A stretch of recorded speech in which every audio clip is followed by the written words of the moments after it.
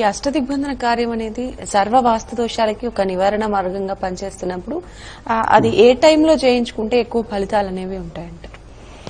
అంటేనమ్మా, అష్టదిగ్బంధన కార్యము అసలు మెయిన్ ప్రధానంగా ఏంటిదంటే సర్వ సమస్యల పరిష్కారం. రుణ, రోగ, దుఃఖములు, వైరములు ఇలాంటి ఎన్నో సమస్యల పరిష్కారం కోసం సర్వవాస్తు దోష నివారణ మహా అష్టదిగ్బంధన కార్యం చేస్తుంటానమ్మా. అయితే ఈ కార్యం ఎప్పుడు చేసుకుంటే మంచి ఫలితాలు అనేది వాస్తవానికి మనకు సమస్య ఎప్పుడు ఉంటే అప్పుడు చేయించుకోవచ్చమ్మా. కానీ కొన్ని భయంకరమైన సమస్యలు ఉంటాయి. అంటే సామాన్య సమస్యలు వేరు, కానీ అతి భయంకరమైన సమస్యలు వేరమ్మా. వాస్తు పురుషుడు, వాస్తు భగవంతుడు కొన్ని గృహాలకి, వాస్తు లేని ఇండ్లకి పీడిస్తూ ఉంటాడమ్మా. ఎలా పీడిస్తుంటాడు అంటే ఉదాహరణకు చెప్తుంటానమ్మా. తూర్పు వీధి పోటు ఉంటుందమ్మా. ఆ తూర్పు అంటే ఆగ్నేయం పోటు ఉండదు, ఇది ఈశాన్యం పోటు ఉండదు. తూర్పు వీధి పోటు ఉన్నప్పుడు సర్వ సంపదలు పరాయి హస్తము, పరాయి పాలవుతుంది. ఏదో రూపంలో వాళ్ళకి వెళ్ళిపోతూ ఉంటాయి. ఆ తర్వాత డబ్బు లేక, ధనము లేక, కనీసం మన ఇల్లుని మనం సరి చేసుకుని స్తోమత లేకుండా వెళ్ళిపోతుంటాం. మరి అలా ఇబ్బందులు పడుతూ ఎన్ని సంవత్సరాలు ఉంటాం? ప్రతి ఒక్కరికి పిల్లలు ఉంటారు, తల్లిదండ్రులు ఉంటారు, ఖర్చులు ఉంటాయి, ఆరోగ్యం ఉంటుంది. కానీ ఈ బాధలు ఇలాగనే మన అదృష్టం అంతే, మన కర్మ అంతే అనుకుంటూ వెళ్ళిపోవడం కంటే కూడా ఆ వీధి పోటుని అష్టదిగ్బంధన కార్యంతో కంట్రోల్ చేసుకుంటే ఆ దోషం నివారణ అవుతుంది.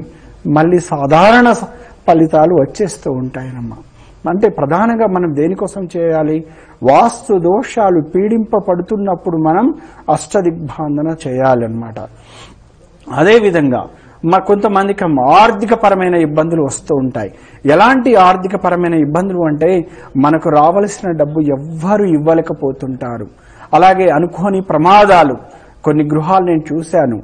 అమ్మా, ఇలా మన వాస్తువు మీరు ఫండమెంటల్ ప్రకారం బాగానే కట్టుకున్నారు, కానీ ఇలా ఉంటే ఫలానా ప్రమాదాలు అవుతాయి పిల్లల కంటే. గురుగారు, మా అబ్బాయి జాబ్ చేసి ఓన్లీ 1 month అయింది బెంగళూరులో, మా అబ్బాయికి యాక్సిడెంట్లో చనిపోయారు, అమ్మాయి సేవ్ అయింది. ఇలాంటి ఎంతో మంది నాతో చెప్తూ ఉంటారమ్మా.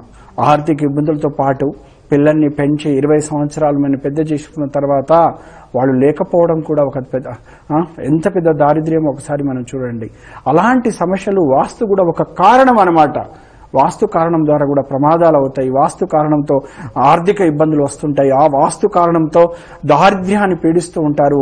వాస్తుతో వైరములు వస్తుంటాయి. వాస్తు కారణంతో పేరు ప్రతిష్టలు వెళ్ళిపోతుంటాయి. అందుకేనమ్మా, వాస్తు పీడిస్తూ ఉన్నప్పుడు మనము ఇబ్బంది పడకుండా, అంటే కొంతమంది మాకు సరి చేసుకునే స్తోమత లేదు, సరి చేసుకోలేము, సరి చేసుకోవాలంటే ఇల్లును మొత్తం డ్యామేజ్ చేయాలి, మరి మాకు ఇది సాధ్యమా అని చాలా మంది బాధపడుతూ ఉంటారు. అసాధ్యాన్ని కూడా సాధ్యం చేసుకోవచ్చు అష్టదిగ్బంధన కార్యంతో. అందుకేనమ్మా, ఎవరైనా కూడా భయంకరమైన ఇబ్బందులు ఉంటే, ఇప్పుడంతా మంచి రోజులు వచ్చేసినాయి, ఇప్పుడు అమ్మవారి పవర్స్ ఉన్నాయి, అందరికీ తెలుసు. ఇలాంటి గడియల్లో మనకున్న సమస్యలు వాస్తు దోషాలని, ఎందుకంటే పైన గ్రహాల యొక్క అనుకూలత, అమ్మవారి పవర్స్ ఉన్నప్పుడు గ్రహాలన్నీ కూడా అనుకూలిస్తూ ఉంటాయి. అష్టదిక్పాలకులు కూడా అనుకూలించేస్తుంటాయి. అష్టదిక్కులో ఉన్న దారిద్ర్యాన్ని మనం తొలగించి అష్ట ఐశ్వర్యాలు వచ్చే విధంగా మనం అష్టదిగ్బంధన కార్యంతో సర్వ కార్యములు విజయం సాధించే విధంగా మనం చేసుకోవచ్చు. అలాగనే చాలా మంది ఈశాన్యం తగ్గిపోయిందని ఎంతో మంది బాధపడుతూ ఉంటారు. ఈశాన్యంలో మెట్లు వచ్చేసినాయి, ఈశాన్యంలో కట్ అయిపోయింది, మనకు ఉత్తరవాయుం పెరిగింది, లేకుంటే తూర్పు ఆగ్నేయం పెరిగిపోయింది. ఇలాంటి స్థలాలకు మనం సరిచేయలేము, ఇల్లుని అసలు పలగొట్టలేము. లేకుంటే ఆగ్నేయం కప్పు పడిపోయింది, కానీ ఆగ్నేయం కప్పు వేసిన కాడ నుంచి కుటుంబంలో దాంపత్యుల మధ్య ఎన్నో రకముల గొడవలు, వైరములు, విడాకులు వచ్చేస్తున్నాయి, శుభకార్యాలు ఆగిపోతున్నాయని చాలా మంది బాధపడుతూ ఉంటారు. మీరు ఎక్కడ కూడా ఒక ఇటుక కూడా పలగొట్టకుండా, ఇటుక కూడా పలగొట్టకుండా అష్టదిగ్బంధన అనే కార్యంతో మనం చేసుకోవచ్చు. అందుకేనమ్మా, ఇప్పుడు అన్ని చాలా మంచి రోజులు ఉన్నాయి. ప్రతి సమస్య, వాస్తు సమస్యలు ఉన్నాయని ఇబ్బంది పడొద్దు. ఎందుకంటేనమ్మా, ఒక గృహం కట్టాలంటే అది సామాన్య విషయం కాదు. ఎందుకంటే మనం ఒక లోన్ తీసుకోనో, కొంత డబ్బు అప్పు తీసుకోనో, సగం మనం సంపాదించుకొని ఎంతో కష్టపడి ఇల్లు కట్టుకుంటాం. తెలియకో కొన్ని దోషాలు మన కర్మానుసారం అనుభవించడానికి, ఆ కర్మని ఇవ్వడం కోసం కొన్ని దోషాలు వస్తూ ఉంటాయి. కొన్ని దోషాలు బేసిక్ నుంచే వస్తాయి, ఫండమెంటల్ నుంచే వాస్తు దోషాలు వచ్చేస్తూ ఉంటాయి. కొన్ని దోషాలు మధ్యలో వస్తాయి కట్టుకునేటప్పుడు, ఎందుకంటే వేరే వాళ్ళు ఎవరో అనుకోకుండా సలహాలు ఇవ్వడంతో కొన్ని దోషాలు వస్తుంటాయి. ఏదైనా మన కర్మకు అనుసరించిన దోషాలు వస్తాయి. కానీ తర్వాత కొన్ని కష్టములు, నష్టములు, అనేకమైన విధముగా బాధలు అనుభవిస్తూ ఉంటాం. కానీ వాస్తు చూయించుకుంటే ఎక్కడ ఎలాగో పలగొట్టమంటారని భయపడాల్సిన అవసరం లేదు. ఎందుకు అంటే పలగొట్టడం అది మామూలు విషయం కాదు. వాస్తవానికి వాస్తు సవరణలు చేసిన తర్వాత కూడా ఎంతో మంది కలిసి రాక ఇబ్బందులు పడ్డ ఇండ్లకు కూడా మనం అష్టదిగ్బంధనతో వాళ్ళని సక్సెస్ చేశాము.